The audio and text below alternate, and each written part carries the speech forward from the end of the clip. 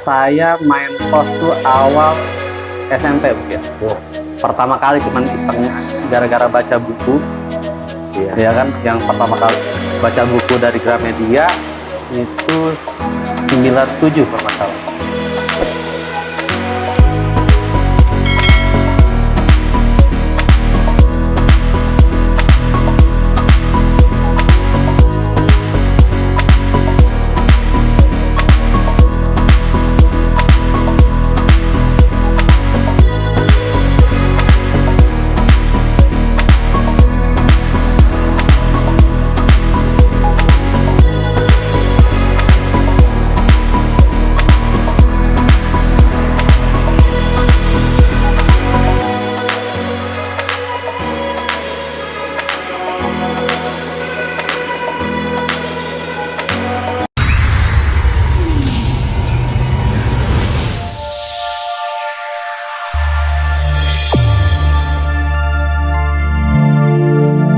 Jadi dia, waktu Indra tuh Indra tuh bukan pemain pos tadinya. Di bawah 2000 tuh dia pemain tinggian sama ini, kolongan sama Kicau. Iya, dia juara nasional Kicau, cuman atas namanya Arsenal Heru yang main. Berarti kesimpulannya beliau ini untuk dari perawatannya itu memang luar biasa ya. Ini saya buku-buku selain saya kan cuman ngopi-ngopi, cuman baca-baca ya. Iya. Saya buku semuanya dapat dari dia. Dia yang udah copy semua. Benar. Ini dia yang copy. Dia baca. Karena makanya bisa nguasain semua karena nguasain ilmunya. Ilmu tentang perawatan. Kalau burung kan asalkan dari pemain, habis itu seleksinya ketat, ya kan? Itu bisa. Ini kalau saya lihat di data-data ya, sepintas saya lihat di tahun 90 burung itu sudah speednya udah sampai 1300 speed. Iya. Mengerikan sekali ya. Iya. Itu ya. Iya. Bahkan untuk pengembangan sampai di tahun-tahun ini pun sudah jarang ini burung speed 1300. Jarang. Ya kalau kita di sini mungkin jarang, mungkin tempat-tempat lain yang sebenarnya burung speed tuh dari pemain. Dari pemainnya semua latihannya bagus, perawatannya bagus gitu. Makanya lahirnya burung-burung speed karena burung tuh koloni mainnya, Pak. Iya. Nggak mungkin satu-satu. Pas Werman doang latih sendiri, wah dia dengan bangganya kan. Ya. Latihan, mejengin, latihan. Wah 1300 pas lomba, plek, di bawah 1000 semua. Lawan koloni banyak. Burung Pak Werman 50, lawannya 4000 gitu kan. Dengan koloninya itu, kecuali orang-orang semua main fitnya sama semua, latihannya rajin, seleksinya rajin, burung bisa kayak di Eropa mungkin speednya rame gitu. Kalau sekarang ya, masih iya, jadi disparitas antara kemampuan pemainnya terlampau jomplang gitu. Makanya burung sedikit, kalau secara hitungan logika ya. Burung banyak, kita menang di burung banyak, itu bisa secara logika itu mantap kan. Memang mantap, tapi secara prestasi jadinya tergantung lokasi. Anda main di mana, di klub mana, itu saya bacakan pertama kali tulisannya Edge Reckon. Anda main di distrik A dengan distrik B, walaupun di sana jumlah merpati banyak, tapi di distrik B burungnya sedikit, tapi kualitas mainnya di atas rata-rata semua. Anda lebih sulit menang sini daripada yang di sini. Yang B pindah ke A bisa di atas dominasi mungkin. Kecuali mungkin dia jago sendiri, burung banyak, tapi yang lain di bawah rata-rata. Makanya nongolnya masih 1-2, nggak kayak latihan tapi pas lomba nggak seperti itu. Karena bawa koloninya, karena main pos koloni, makanya kalau kita lebih enak bersama, nggak ada rahasia antara kita, jadi wah, cara manajemen, perawatan sebaiknya di-share biar sama-sama teman-teman termotivasi semua. Jangan semuanya asal jadi saya pengen asal pulang, saya seperti itu semua, tapi dilatih supaya latihan rajin, perawatannya gimana, karena nomor satu ya manajemen kandang. Burung mah istilahnya ngikutin artinya asal dari pemain ya. Emang kalau bisa sih, kalau udah tahap kita belajar cukup, baru kita ngomongin burung. Burung kalau bisa dari pemain yang aktif, paling kalau bisa juara ya syukur, nggak bisa ya anaknya, saudaranya, paling jauh cucunya lah gitu. Iya. Burung paling jauh cucunya lah gitu. Cucunya. Kalau bisa sih burung ya prestasinya cucunya anak juara lah. Jangan kayak gara-gara spray nama gitu. Tapi nggak secara apa pedigree ini nggak lomba karena darah si Anu doang. Iya. Darah biru si Anu dipegang gitu. Lebih banyak ampasnya juara kali juara aja banyak ampasnya, apalagi dengan seperti itu. Saya setuju itu. Nah, ini masih seputar sejarah nih. Saya menarik malah kalau dengan sejarah ini. Dengan adanya daftar di tahun-tahun yang kalau saya anggap ini udah tahun mbah ya, tahun tua. Waktu zaman itu lomba itu sudah ada alat belum ya? Zaman dulu mungkin alat tuh, nama alat hitung tuh pakai jam STB. Jam STB. Yang jam kotak gitu kan. Pakai karet atau apalah, pakai ini dimasukin krek nih. Waktu lomba tuh ya dia harus di start bareng-bareng 1 2 3 krek gitu. Wah, gitu. Baru pulang. Itu nama jam STB lah. Itu sampai 2005-an lah, itu masih 2006 2007 masih kepake, habis itu kegeser sama Yunpei. Manual yang Yunpei. Mungkin di Jakarta yang masih kolot satu orang mungkin bisa pakai itu aja sampai 2000, di atas 2015 masih pakai itu gitu. Bahkan 2024 ini masih ada yang punya Yunpei. Jadi kalau Yunpei kan artinya kegeser sama stiker. Iya. Tapi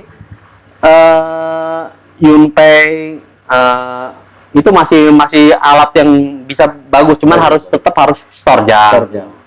Itu harus store jam. Kalau Yunpei karena faktor fanatik ya, percaya banget dengan alat itu, saya harus aman, keamanannya lebih tinggi. Yunpei lebih tinggi dari stiker. Oh, gitu. Ya. Lebih tinggi karena dia harus masukin stiker kan, dia store jam. Kalau kan kegeser sama stiker kan, orang ETS nggak mampu geser stiker. Dulu masih ada yang sistem kalau di Filipina sistem SMS. Ya. Semua pakai ada SMS receiver, di penerima SMS, dari SMS semua di hasilnya. Terus larinya ke aplikasi kan, zaman Android aplikasi semua gitu. Makanya teman-teman banyaknya lebih suka aplikasi. Cuman aplikasi sistemnya harus diperkuat karena kan banyak yang namanya teknologi kan makin berkembang. Ya. Perutnya makin. Ya, lubang-lubangnya harus kita tutup.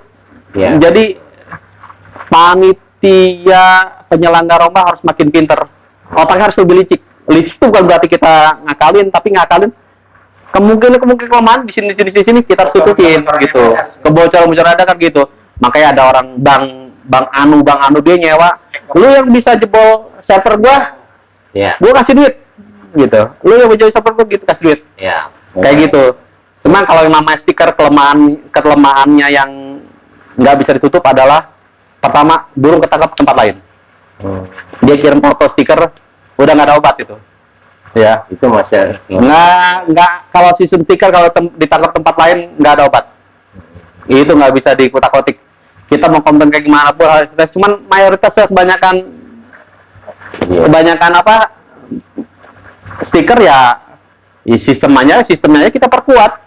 Prosedurnya aja harus perkuat kayak gimana kan. Ada mungkin checker kalau juara segala macam kan.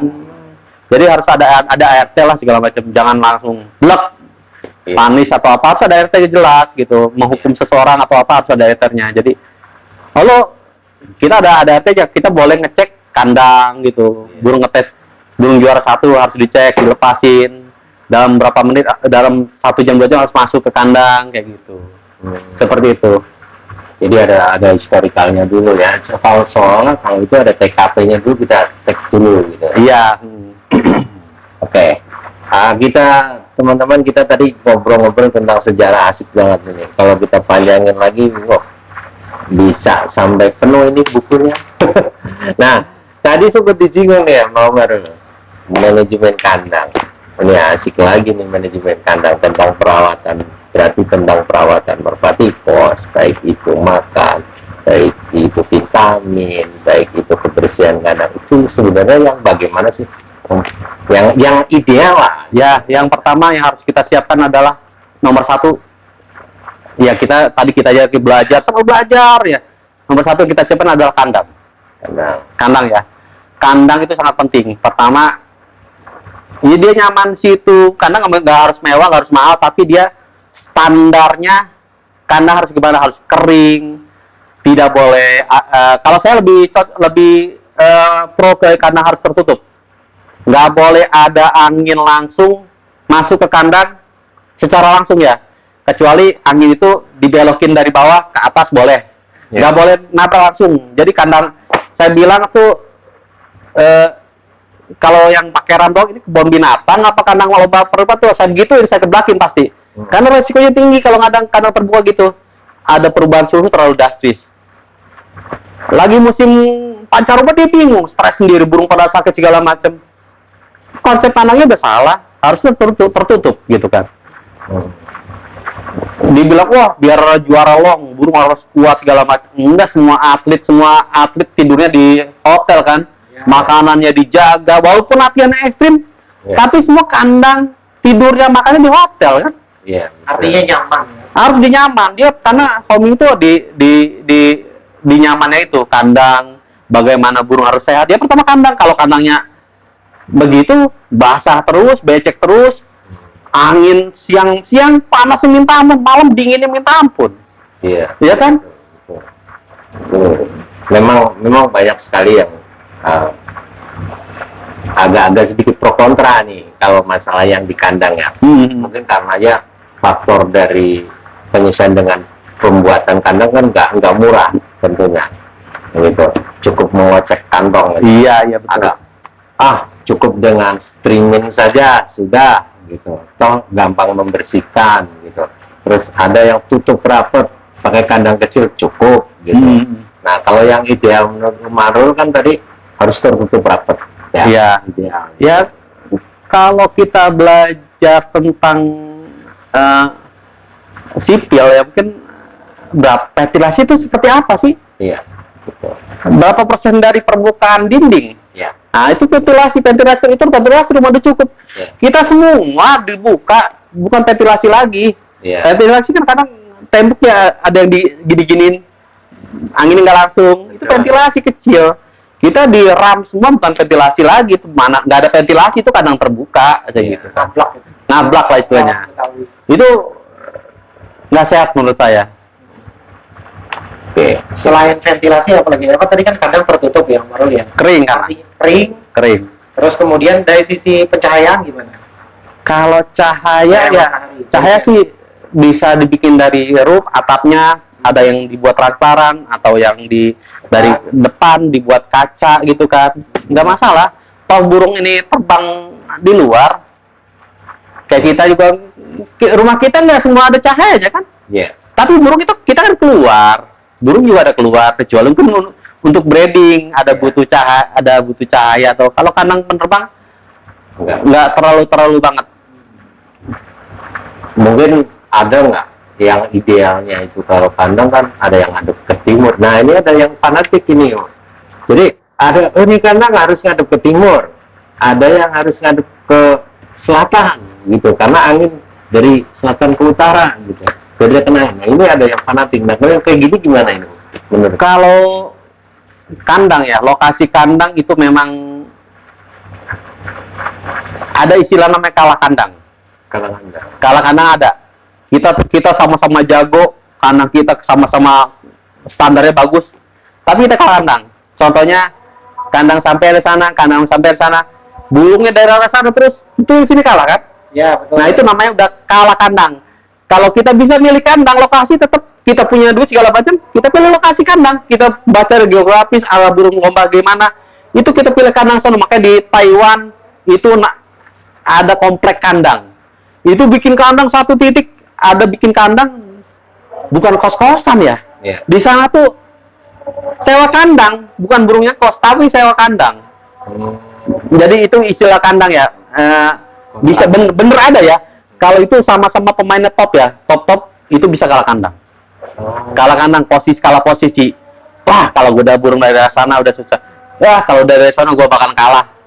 Ya kan? Karena burung koloni sifatnya, udah bawa gitu bawa sini. Tapi kalau untuk arah itu kita sih ikutin rumah, ya kan? Nggak mungkin rumah lu ngadep barat gara-gara kandang lu bongkar semua terus lu tingkatin lagi jadi tingkat 6 supaya bisa ngadep barat. Ikutin rumah, ya kan? Udah kita semampunya kita, kecuali emang gamenya udah tinggi ya kita punya duitnya gede dan hadiah gede ya kayak di Taiwan, kayak di Eropa gitu, nyewa ke Thailand juga mungkin ada sewa tempat kandang. Kayak kalau di rumah masing-masing ngadep kandang mana aja nggak masalah menurut saya. Kalau di Eropa kan bukan kos tapi dia sewa tempat. Ya, Taiwan, Cina semua sewa tempat. Sewa tempat. Kalau mengenai dari sisi pakan itu gimana? Kalau pakan ya, pakan tuh sebenarnya walaupun kita ngomong di Eropa tiap juara pasti ada komposisi pakan beda ya, pasti masing-masing beda. Tapi intinya pakan tuh termasuk hal yang penting. Komposisinya makin banyak, ragam isinya makin bagus. Jadi semakin variasi